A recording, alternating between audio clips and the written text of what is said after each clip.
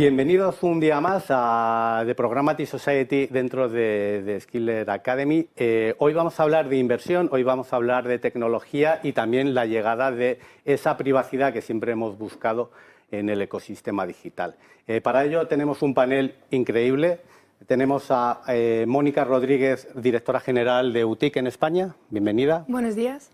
A Nico Lozano, director de Data en Prisa Media. Muy buenas, gracias por la invitación. Paloma Cañete, directora de inversión de Fides Capital. Bienvenida. Muchas gracias, buenos días. Y Rafa Galiacho, People Digital Marketing Lead de Iberdrola. Luego me vas a tener que explicar qué es el People Digital Marketing. Responsable de marketing digital, pero con un poquito de importancia.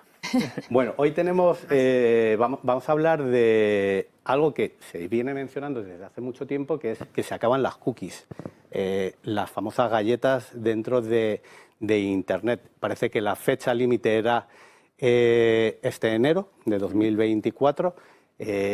¿Cuál es vuestra percepción? ¿Se acaba el mundo? ¿Es ese efecto 2000 de, oye, todo se ha acabado? Mónica, ¿cómo está el entorno? El entorno está revuelto, diría yo, básicamente, pero yo creo que el punto principal es que las marcas o los medios, aquí dejo a los compañeros obviamente que den su opinión, entiendan bien qué es lo que pueden perder, lo que dirían los americanos, el cost of doing nothing, ¿no? Y es decir, si me quedo como estoy, qué es lo que cómo me va a afectar. Y por otro lado, qué es lo que pueden ganar, ¿no? Entonces yo creo que el punto principal es hacer ese análisis y por otro lado que las tecnologías, en este caso la que represento, pues ayudemos a que haya alternativas en ese contexto. Rafael, se acaba el mundo, tú estás en un anunciante como es Iberdrola, la relación con el cliente es imprescindible. Sí. ¿Qué pasará en enero? No se acaba el mundo, pero sí que es cierto que esto nos obliga a rehacernos, ¿no? Que también creo que es muy positivo porque ya llevábamos en un mercado digital muchos años que no tenía ciertas barreras puestas. Nos obliga a cambiar nuestros modelos, a cambiar nuestro modelo de relación con el usuario, que yo creo que es francamente bueno e interesante. No se va a acabar, pero sí que es cierto que es una sacudida importante a todo el sector, anunciantes, medios, tecnología y demás. Y nos obliga a actualizarnos y a salir un poquito del modelo que ya teníamos generado, en el cual ya nos sentíamos cómodos, ¿no? Pero más que un problema, yo lo veo un reto, ¿vale? Que muy interesante, en el que está todo el sector metido. Y todos tenemos que poner de nuestra parte para que funcione. Nico, ¿va a cambiar esa relación con el usuario que tenéis los medios de comunicación? Va a cambiar en cierta medida. Yo sí que estoy con Rafa y con Mónica en que esto es una disrupción en cómo operamos en el día a día, pero yo metería también una coletilla de que no se mueren todas las cookies, sino que hay ciertas cookies que se nos van a morir, que principalmente van a impactar al ecosistema publicitario. Pero que si pensamos en qué iniciativas tenemos puestas dentro de la casa de un tipo analítico o de personalización de contenido, casi todo esto se apoya en cookies de primera parte y eso seguirá en marcha. Entonces yo creo que, y de hecho pues veremos que va a salir una legislación nueva en enero del año que viene que va a impactar ese modelo de relación con nuestra audiencia, ¿no? Y va a empezar a arreglar de una manera distinta cómo recogemos esos datos personales, pero digamos que la disrupción yo la veo más en el ámbito publicitario y en qué pasa puertas afuera de las organizaciones. Mónica, UTIC parece como una solución que plantean varias operadoras y ahora entraremos un poco más en detalle. ¿Qué es? ¿Como una joint venture de qué operadoras están involucradas? Tal cual, es una joint venture que tiene unos 6 meses de actividad en España en concreto. Están involucradas Vodafone, Movistar, Telefónica, Orange y Deutsche Telekom, porque nuestro ámbito de aplicación, digamos, no solo España, también es Alemania, Francia y otros países. Y es una nueva sociedad que se ha creado con la ambición, un poco como contábamos, de que haya una alternativa a ese cambio que viene el año que viene, porque creemos que llevamos como 2 años intentando hacer cosas, pero la realidad es que este modelo de relación, como decía Nico, está muy vinculado a lo que te permite el navegador, lo que te permite el sistema operativo. Entonces creemos que estamos demasiado como industria supeditados a lo que estas empresas quieran hacer y creemos que alguien tenía que ayudar un poco a tener otro modelo de relación que no esté supeditado a estas empresas que además, como puntualización, son americanas y muchas veces no entienden el modelo de relación legislativo y de privacidad en Europa. No por meteros presión, tenemos a Paloma aquí, directora de inversiones. De hecho, nos conocemos desde hace mucho tiempo porque yo cuando era más joven abrí un estudio de videojuegos y fue uno de los fondos y de las que nos tenían ahí echados el ojo. Exacto. Parece que ahora, Paloma, se habla mucho de inteligencia artificial, se habla mucho de blockchain. Creo que ChatGPT ha cumplido en noviembre un año. ¿Qué ves tú para invertir dentro del mundo tecnológico para este año que entra? Pues obviamente inteligencia artificial es un campo a explorar. Como ocurre muchas veces con las tecnologías que empiezan a tener mucho auge, pues hay que tener cuidado porque evidentemente hay de todo, ¿no? Hay las que están bien gestionadas, bien llevadas y las que pues aprovechan el empujón para, bueno, pues para sacar un partido sin que realmente haya un trasfondo o un contenido de verdad de calidad por debajo, y esto pues ha ocurrido con muchos proyectos y ya os digo que en muchos campos es algo que se va repitiendo, pero evidentemente la inteligencia artificial abre un campo, pues yo no sé ahora mismo si decir que es infinito, pero sí que es verdad con muchísimas posibilidades. Todo el tema ético, privacidad, la gestión del usuario es clave.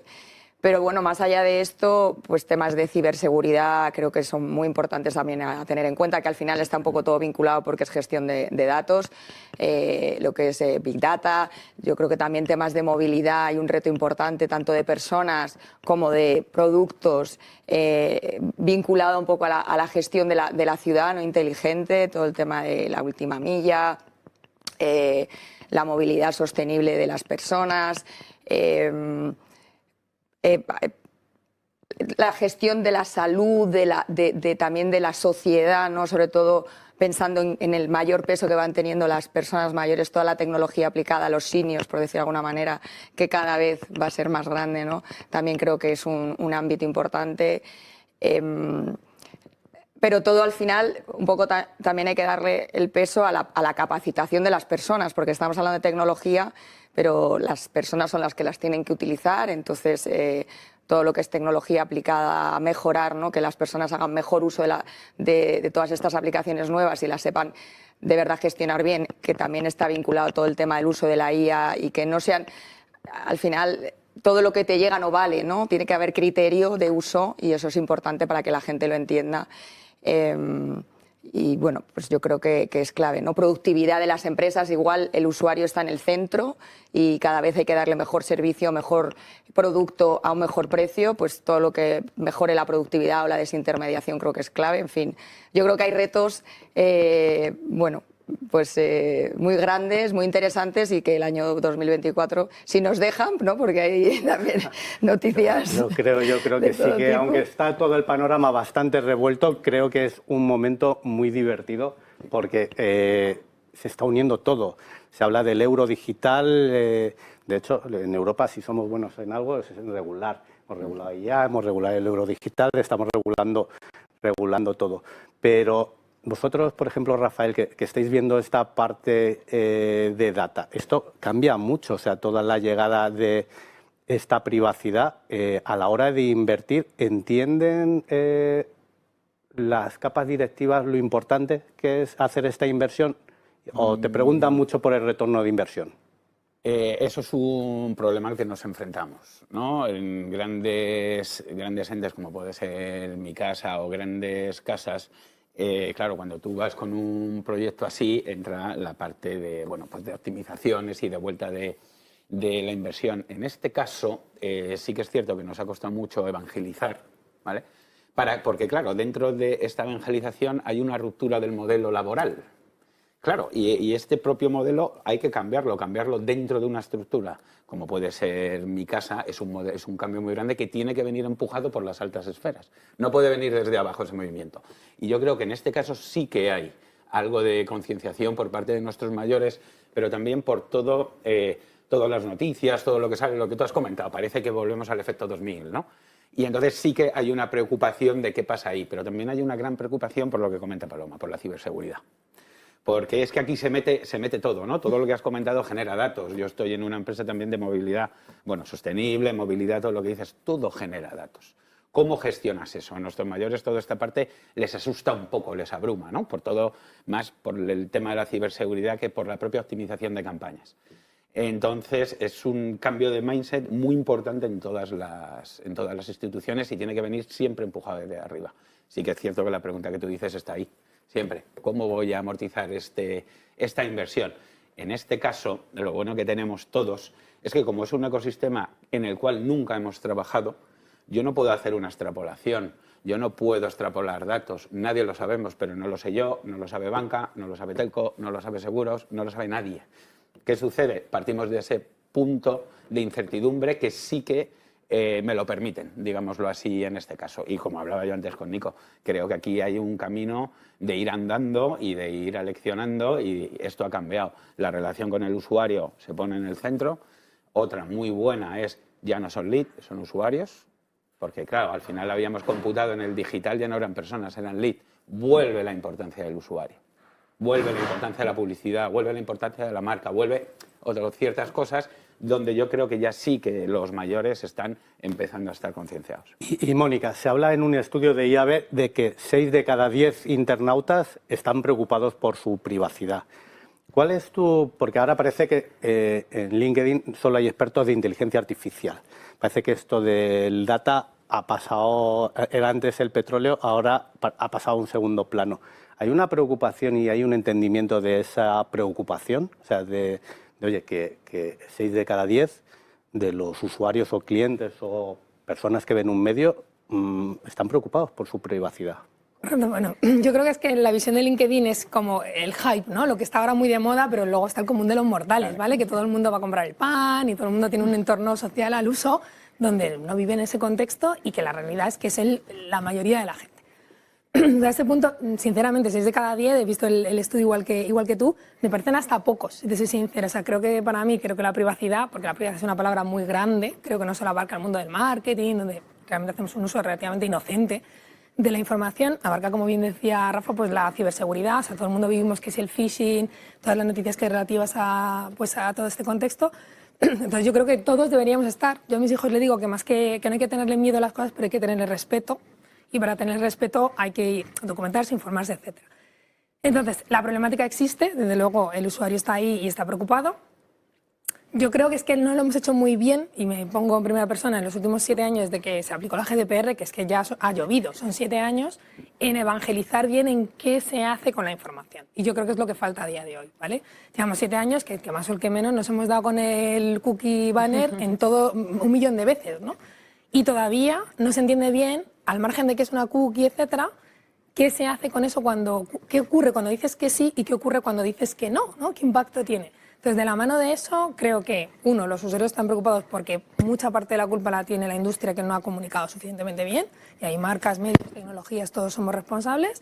Y dos, creo que el 2024 va a ser el año en el que nos tenemos que poner las pilas en hacer esto bien, porque justamente el usuario cada vez va a tener más poder. Y como dice Rafa, esto viene de rehumanizar el marketing, digamos, que dejan de ser leads y directamente ellos van a controlar la relación con las marcas y con los medios. Nico, vamos a recuperar un poco el problema que estábamos viendo. 6 de cada 10 internautas están preocupados con su privacidad. Y apuntaba Mónica, que no paramos de ver ese mensaje de cookies de, oye, vas a ser... Pero la realidad es que el 98% le parece bien y le da a aceptar. ¿Cómo lo vives en el medio de comunicación? Uno, hay que partir de que el modelo que tenemos ahora mismo viene, para mí, medida por 2 frentes. Un frente es el legislativo, ¿no? Ahora mismo todas las páginas web y sitios web están obligados a que aparezca ese banner donde le preguntas por los consentimientos al usuario. Y 2, esto entra dentro del marco de trabajo de un navegador, que es el que te regla pues, cómo funcionan las cookies y qué puedes hacer dentro del contexto pues, de donde estás interactuando con la página web. Entonces, el estudio del IAB a mí me parece que arroja datos que si coges a alguien, como decía Mónica, de la calle y le preguntas estás preocupado por tus datos y qué pueden hacer los medios y los grandes walled gardens con esa información, yo creo que sí.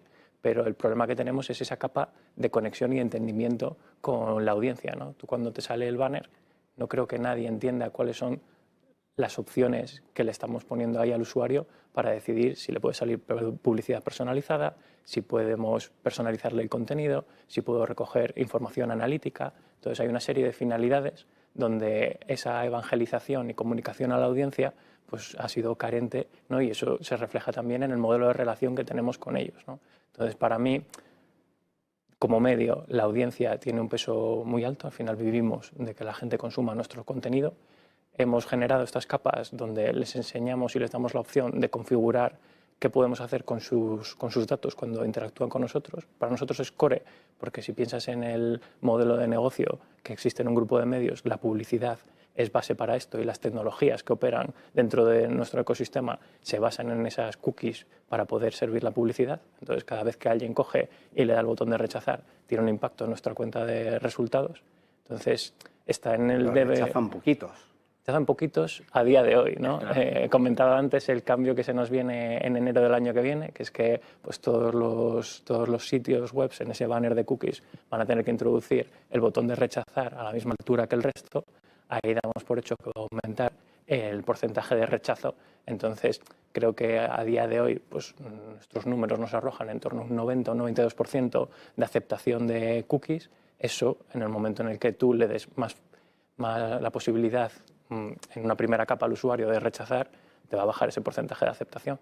Entonces, si estamos diciendo que los euros que nos entran a un grupo de medios en gran medida vienen por el uso que hacemos de las cookies, si voy a poder usar menos cookies, pues significa que tengo que reinventar cómo me comunico con la audiencia y cómo utilizo esa información. Y yo creo que lo que apuntaba Rafa de irnos a un modelo donde pensamos más en la audiencia, irnos a volver a un mensaje de marca e intentar ganarnos a la audiencia dentro de un contexto, va a volver a coger mucho peso. Yo ahora le preguntaré a Rafa porque los grandes no se andan con tonterías. Un Meta te dice o traqueo tus datos o pagas, ¿no? Yo aquí también creo totalmente que tenemos que ver, a mí lo que me gustaría entender es la preocupación real del usuario frente a sus datos. Es decir, cierto es que si tú vas por la calle y estás preocupado por tu privacidad, todo el mundo te va a decir que sí, porque también está en el ambiente, está en el momento. Pero ¿cuál es la preocupación real de su usuario? El caso de Meta que tú acabas de comentar.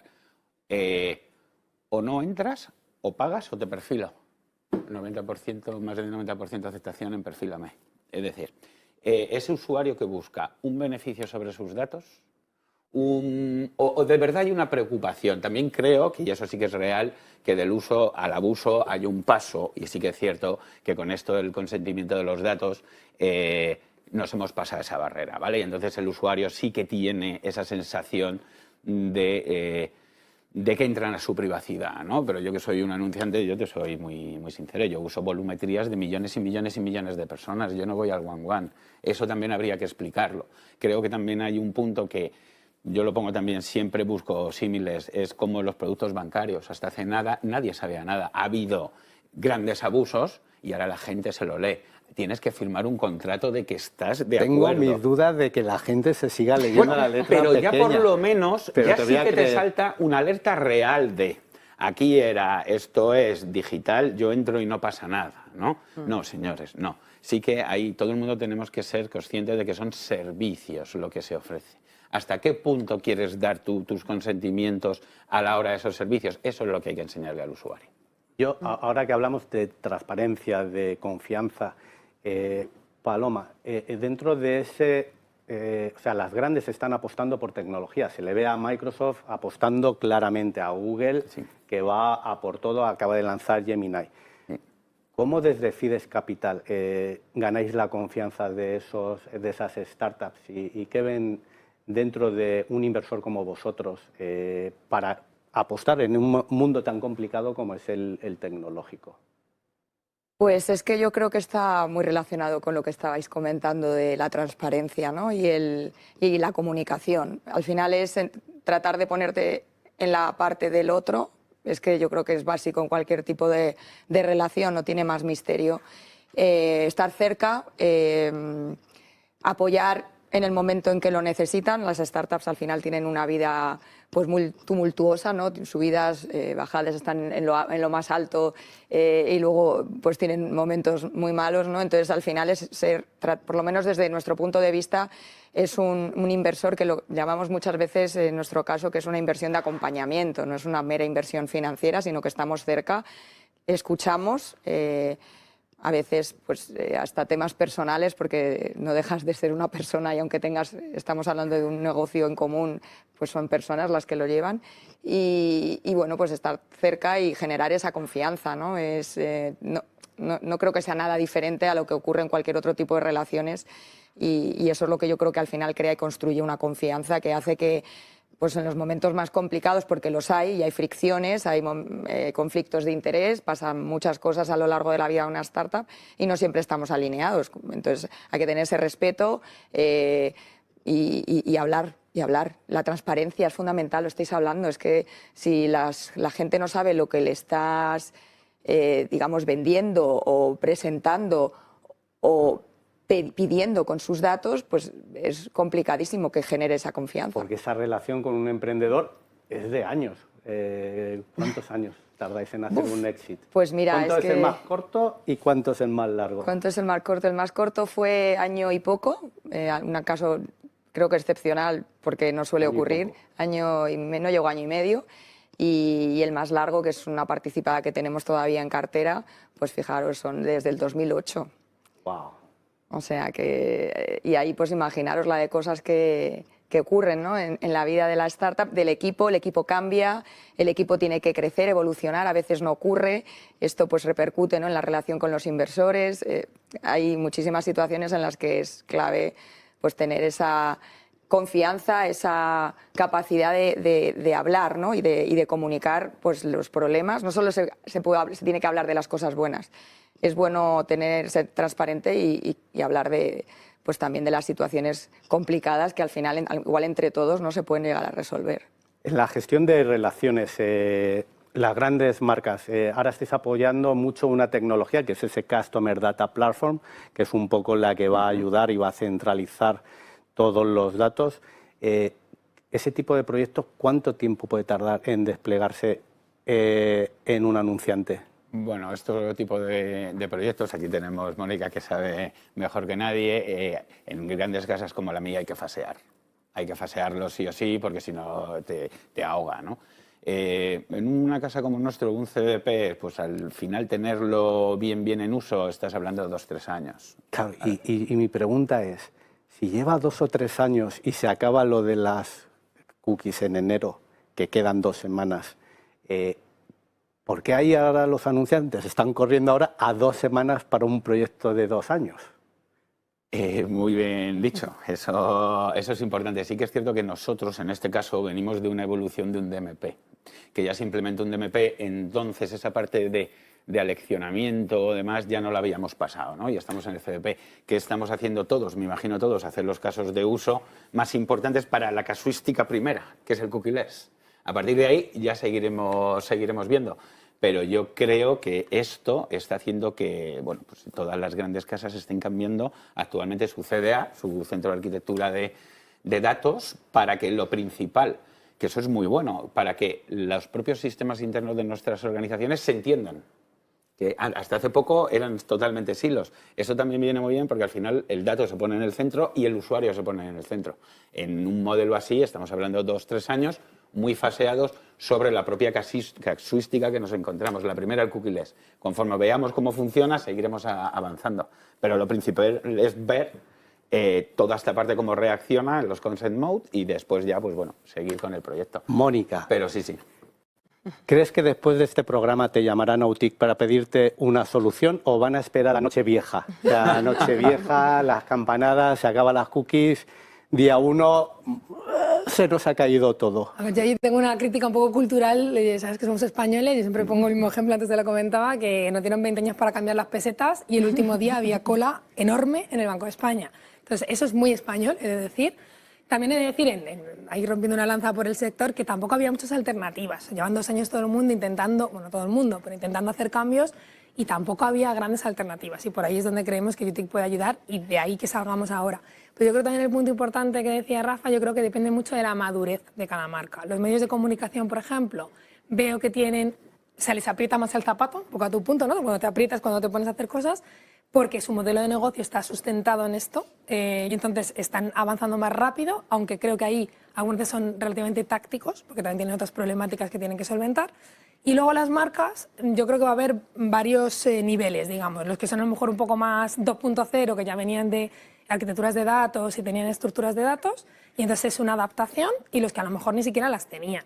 Entonces yo si fuera los que están en el otro lado y si representan una marca, yo lo que sí que haría es empezar a pensar en las consultoras, las agencias, los, no sé, asesores tecnológicos que tengan, que les hagan un mini análisis de dónde estoy, dónde quiero estar en un año y qué cosas me pueden venir bien, que será UTIC u otras. Que me parece impresionante hacer el análisis a 2 semanas. Bueno, pero ya para atrás no podemos ir. Esto es, a ver, yo conozco que los medios, por ejemplo, el Grupo Eneo, sé que trabajó mucho hace un par de años en avanzarlo, sé que el Grupo Prisa está avanzando mucho, pero tu percepción, Nico, es que el resto de medios está preocupado en algo que le va a afectar directamente a la línea de negocio, o se van a encontrar con una bajada de 30%, 40% de ingresos y no se llaman a Mónica corriendo. Yo creo que a nivel de tiempos las 2 semanas van a ser para meter el botón de rechazar. Para mí, en el ámbito de las cookies de tercera parte, todavía vamos con un poco más de tiempo hasta finales del 2024, cuando en Chrome pues, se decida que se apagarán definitivamente esas cookies de tercera parte, pero creo que concuerdo con Mónica que en los grupos de medios vamos sobre todo con lo que más nos aprieta el zapato, ¿no? Entonces, uno de los puntos donde más nos aprieta el zapato ahora mismo es qué va a pasar en enero y cómo nos aseguramos de que no nos cae la aceptación de los usuarios. Y yo creo que todos los grandes grupos de medios de España estamos buscando fórmulas para asegurarnos de que ese modelo de relación con la audiencia pues sigue generándonos un entorno abierto donde entienden qué hacemos con la información, pero a la vez para nosotros, pues, en nuestra cuenta de resultados, se ve impactada lo menos posible, ¿no? Entonces, ahí yo creo que la inspiración de otros mercados donde este tipo de legislación ya se ha puesto en marcha antes, como puede ser el alemán, que tiene una legislación muy parecida a la nuestra, a nosotros nos sirve de referencia para ver, pues, uno, cómo ha reaccionado la industria y 2, cómo ha reaccionado la audiencia a este tipo de cambios. Y ahora, aquí veo que hay una opción de inversión, siempre que hay un problema y hay una necesidad, hay una solución en la que se puede invertir. Paloma, ¿cómo encuentras esas oportunidades como directora de inversión? Porque me acuerdo yo, digo, ostras, nos ha encontrado un estudio de videojuegos que está salmantino. ¿Cómo encuentras esas inversiones para Fides Capital? Pues, a ver, en nuestro caso es igual algo particular. Somos un grupo inversor pequeño, o sea, es un family office, con lo cual no tenemos recursos suficientes para barrer, digamos, que todo el mercado español y detectar dónde están las mejores oportunidades de inversión. Entonces, bueno, durante todos estos años que hemos ido invirtiendo, hemos ido depurando nuestra estrategia y al final hemos encontrado un punto en el que nos sentimos cómodos como política de inversión para invertir y digamos que esa es la que divulgamos al resto del ecosistema para que sepan en qué invertimos. Digamos que somos más reactivos que proactivos a la hora de buscar proyectos y entonces lo que tratamos de hacer, en mi caso, es buscar contactos, generar relaciones de calidad con otros inversores, con emprendedores, tanto nuestros de cartera como otros con los que hemos hablado en el pasado, tener, digamos, que un buen networking para que al final, sabiendo cuál es nuestra estrategia de inversión y con inversores o emprendedores u otros agentes del ecosistema cercanos que consideramos que somos afines con ellos a la hora de invertir o nos entienden, ¿no? Porque cada inversor es muy particular, pues digamos que nos envían... Estábamos hablando con Paloma de cómo detecta esas inversiones dentro del ecosistema tecnológico español y que hemos tenido en el plató a René de Jong, a Tom Horse, a Joshua Novik. ¿Con quién iríais a una inversión? ¿O sois más de ir solos en esas inversiones? Pues nosotros ahora mismo, en lo que os comentaba de nuestra evolución también de la estrategia de inversión, hemos pasado de invertir solos a invertir siempre con otros inversores. Al final hemos aprendido que para nuestro caso, digamos, o para nuestra estrategia, tiene muchísimo más sentido ir con otros que además de inicialmente pues te aportan mucho, ¿no? De conocimiento, de análisis, de acompañamiento económico. Luego también a futuro, en siguientes rondas, si es que las hay, pues igualmente no te encuentras solo a la hora de tener que abordar una nueva ronda de financiación, que es muy importante pues, para la compañía y si tú no puedes poner dinero como inversor que estás dentro, pues puedes generar un problema, ¿no? Entonces hay otros inversores con los que digamos que te puedes sentir más cómodo haciendo un grupo común para poner más dinero en la startup, ¿no? que sea. Y entonces, todos los que he mencionado, la verdad es que son grandes inversores, business angels. Nosotros también tipo business angels, pues Jesús Alonso, Andreas Mihalowicz, con Tom Horsey tenemos muy buena relación. Y luego fondos, tenemos, por ejemplo, con José y Luis Caviedes varias startups en común, Big Sur, con Faraday. También hacemos inversiones con Sego Venture, que es una plataforma de crowdfunding. Hemos tenido también con fondos a lo mejor más grandes que a veces entran en etapas más tempranas, que es donde estamos nosotros, como puede ser Adara, Inverready. En fin, a lo largo de estos años hemos generado pues, buenas relaciones y nos sentimos cómodos no con todos, ¿eh?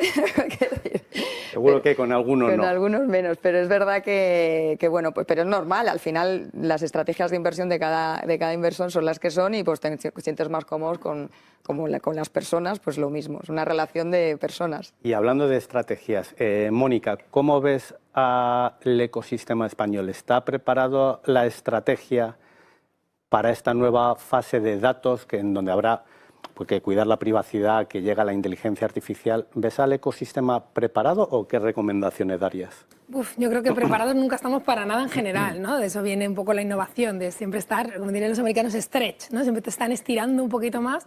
Entonces, preparados desde el contexto de data, privacidad, etcétera, yo creo que no. Por eso está todo el mundo con la lengua afuera, digamos, como decía Nico, de cara a enero. Entonces, de cara a 2024, creo que nos vamos a acostumbrar a ser un poquito más ágiles en la toma de decisión y mi recomendación para el año que viene, marcas, medios, ecosistema en general, yo lo resumiría en una palabra que es ser pragmático. Creo que falta un poco de pragmatismo. Hay agentes que quieren abordarlo absolutamente todo sin mirar un poco, oye, y esto, hay algo muy básico que para mí en la vida que es el para qué me vale. O sea, creo que a veces perdemos un poco el norte. Y otros que son demasiado conservadores y entonces se quedan en parálisis por análisis, como digo yo, que es que me quedo sin hacer nada y luego pues me pillará el toro o perderé negocio, o incluso en el contexto de los medios, a mí me preocupa que no puedan abordar económicamente sus proyectos, básicamente, y eso implique pues, en una concentración de medios o una pérdida de medios, porque al final hablamos, por ejemplo, de otro tema que es el tema fake news, y para mí cómo se combaten las fake news es con información veraz. Entonces yo creo que es importante comunicar al usuario final que, como decía Nico, detrás de ese rechazar hay una cuenta de resultados, que evidentemente es obligación del medio pues, ser transparente, que entienda bien el usuario, evangelizar, pero si rechazan, al final el punto va a ser que puede que muchos medios no subsistan. Entonces, por eso digo que creo que el 2024 va a ser un año de evolución real del ecosistema y que ahí se va a ver quién quiere ser pionero y quién se queda rezagado. Rafael, ¿ves pragmatismo, agilidad en decisiones en 2024 y quién va a pagar la fiesta? ¿El anunciante? Siempre. Es decir, yo como anunciante, claro, yo no creo que estemos preparados. Nosotros estamos mínimamente preparados. Como ha dicho Mónica, hemos detectado cuál es donde nos aprieta y cuál es de verdad la problemática y la estamos solucionando. ¿Que se está preparado o no? No se está preparado. Que sí que es cierto que a los anunciantes todo esto en los comienzos nos va a suponer una inflación de los costes para un resultado menor o incluso igual o menor, ¿no? Que era lo que hablábamos antes, Nico. Como ahora cuando tú me digas tantos usuarios te diré tantos, pues te pago por tantos, ¿no? Aquí también viene un modelo de relación que también cambia. No estamos preparados, estamos mínimamente preparados, pero vuelvo a mi argumento de antes, que también lo comparto mucho con Mónica. Es un campo sin explorar. El 2024 es un campo de pruebas. Vamos, ensayo-error, y ir viendo. También hay una cosa que es fundamental. Yo no sé muy bien el usuario cómo se va a comportar. Todavía tengo esa duda, ¿no? Yo estoy convencido que si en algún momento conseguimos lo que siempre decimos, ¿no? Que el usuario sepa lo que hay detrás y también sepa jugar con sus beneficios que puede tener. Ya sé que si doy mis datos se me perfila, pero tengo un beneficio, ¿no? Si no los doy, tendré estos no beneficios o estos tal. Y a su vez, como bien dice Mónica, saber que detrás de un display, voy a decirlo así, hay un periodista, un equipo de investigación, no sé qué, saber que todo eso es lo que mantiene también una industria en la comunicación. Sí que es cierto que para el anunciante va a suponer un nuevo cambio en las relaciones con los medios que tendremos que renegociar. Nico, vosotros agilidad y toma de decisiones, tenéis gente como José Gutiérrez, sois rápidos y ágiles. ¿Cómo lo veis en los medios? O sea, yo creo que 2024 va a ser un campo de pruebas y de aprendizajes, más que nada porque va a haber un cambio de relación con los anunciantes, con las agencias y con la audiencia. Entonces tú cuando haces un cambio no sabes muy bien cómo va a reaccionar y nosotros tendremos que estar pivotando sobre una estrategia que durante este año hemos estado construyendo y que el año que viene pues veremos realmente pues, en la realidad, ¿no? En qué se traduce tanto en mantener el volumen de audiencia que mantenemos a día de hoy como en líneas de ingresos potenciales que salgan con este nuevo modelo sin cookies y apoyado en nuestros datos de primera parte, porque yo sí que creo que también se abre un campo para cambios de estrategia, ¿no? Antes Mónica hablaba del ámbito táctico, yo creo que el poder pivotar rápido para esas pruebas en 2024 va a ser clave, pero el tener una estrategia por detrás que cambie las bases, ¿no? Porque ahora venimos de una máquina donde hay unas inversiones publicitarias con una planificación hecha y el ecosistema nuevo. Para hacer lo mismo con los datos que vamos a tener disponibles, vas a tener que cambiar la estrategia completamente y te vas a tener que apoyar en datos como los que tenemos nosotros. En vez de tu propio dato, vas a tener que irte a campañas quizás más de branding, donde el entorno pues, no tengas esa confianza del usuario y tengas que irte a no personalización de contenido. Y yo creo que va a haber ese cambio estratégico en la planificación de los medios también y en la planificación de las acciones, incluso a nivel de cliente dentro de la casa, porque vas a poder tener otras palancas que son distintas, que quizás son mejores, pero que implican probar y tener una estrategia clara. Y ya casi para terminar, porque creo que nos queda muy poquito tiempo en este programa, me gustaría saber cómo veis la llegada de esa inteligencia artificial en el talento. Estuvimos hace poco, Paloma, en esa presentación que hizo Fundación Pons de todo esto que está llegando de inteligencia artificial. ¿Cómo ves el panorama del talento con la llegada de inteligencia artificial? Bueno, pues un poco lo que se habló en aquella jornada, que básicamente es, al final la persona está en el centro, tanto la inteligencia artificial como muchas otras tecnologías le impactan directamente, lo estáis comentando aquí, el tema de marketing digital es clave también, y yo creo que lo importante es hacer hincapié, el peso hay que ponerlo en la persona y en su formación y capacitación. Entonces, todo, creo que esfuerzo es poco. La comunicación es súper importante. O sea, al final yo estabais comentando y a mí me hace gracia porque queremos todo gratis. WhatsApp, Facebook, Instagram, eso cuesta. Nosotros invertimos en startups. Sabemos lo que es generar esa tecnología, llevarla al mercado, que te lleguen clientes, o sea, es una travesía en el desierto. Estas ya son grandes empresas, pero en el camino hay muchas otras pequeñas que les pasa exactamente igual y la gente no quiere pagar por ello. Yo creo que hay que hacer también un acto de concienciación de qué estás hablando. O sea, estás ofreciendo un gran servicio, como tú estás comentando, y al final hay que pagar por ello. Lo que pasa es que hay que ser transparente y explicarlo y saber si tú estás dispuesto o no a asumirlo y ya está. Rafael, ¿cómo lo veis en una gran empresa como Iberdrola, la llegada de esa inteligencia artificial y cómo llega a ese talento que tenéis dentro de la compañía? Lo vemos como una herramienta que va a ser vital para toda la humanidad, vamos a decirlo así, pero al final no deja de ser una herramienta que tiene que estar modulada por personas, ¿vale? Eso es fundamental. Bueno, lo que siempre se dice, ¿no? ¿La inteligencia artificial te va a quitar el trabajo? No, te lo va a quitar la persona que la utilice para hacer su trabajo. Es diferente. Nosotros lo vemos como un modelo relacional con el usuario, todavía con cierta distancia, todo hay que decirlo así. Y luego, pues bueno, como todo en la humanidad, tú puedes utilizar la tecnología para unos fines o para otros. Los nuestros siempre serán fines en pro a mejorar, bueno, el planeta donde habitamos y la relación con el usuario. Pero que esto ha venido para cambiarlo todo, por supuesto. Y las automatizaciones van a ser brutales, la relación con el usuario también.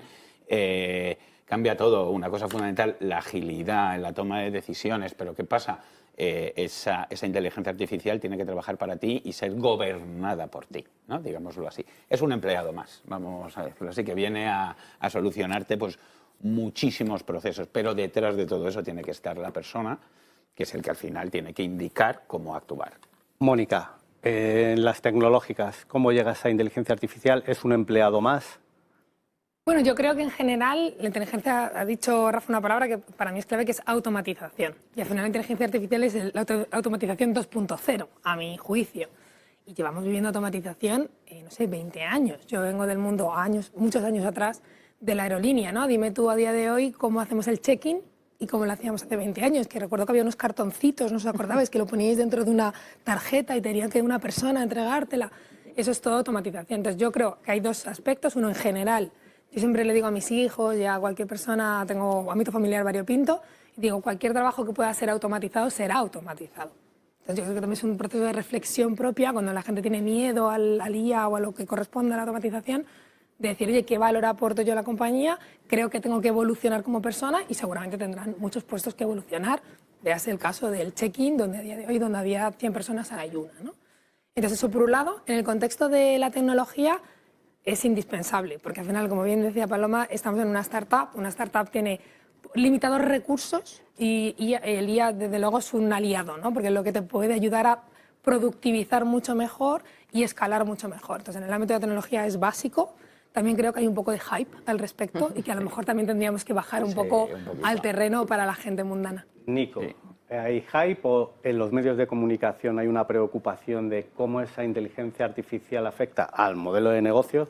Porque creo que ayer leía que Axel Springer da acceso a OpenAI a leer su contenido, los medios van a dar acceso, no acceso, la creación de contenido, los periodistas, ¿va a influir en su trabajo, no va a influir en su trabajo?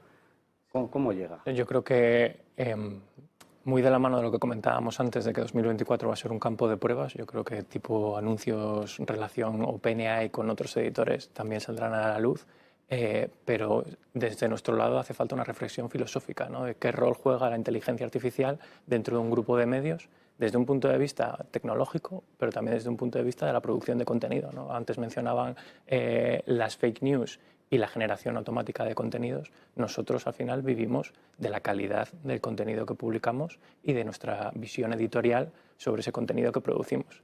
La IA puede venir a ayudar, pero nuestra esencia tiene que mantenerse. Entonces hay un punto filosófico de creación de contenido y hay un punto de impacto en la distribución de nuestros contenidos. Tú ahora mismo, si te vas a ChatGPT o a Bing y coges y le preguntas por, oye, ¿cuáles son los titulares del país?, ¿no? Pues te va a coger y te va a dar una respuesta. Entonces, este tipo de nuevos canales de distribución que no están intermediados por nosotros, pues va a ser un entorno donde tengamos que también reflexionar cuál es nuestra posición y cómo seguimos manteniendo el ingreso desde nuestro lado. Creo que nos va a dar para reflexionar mucho y empezar el año 24. Y hasta aquí el programa de hoy. Muchas gracias a Paloma, Nico, Mónica y Rafael. Claro. Y esperemos tener otro programa para profundizar más. Muchas gracias y nos vemos en el siguiente programa.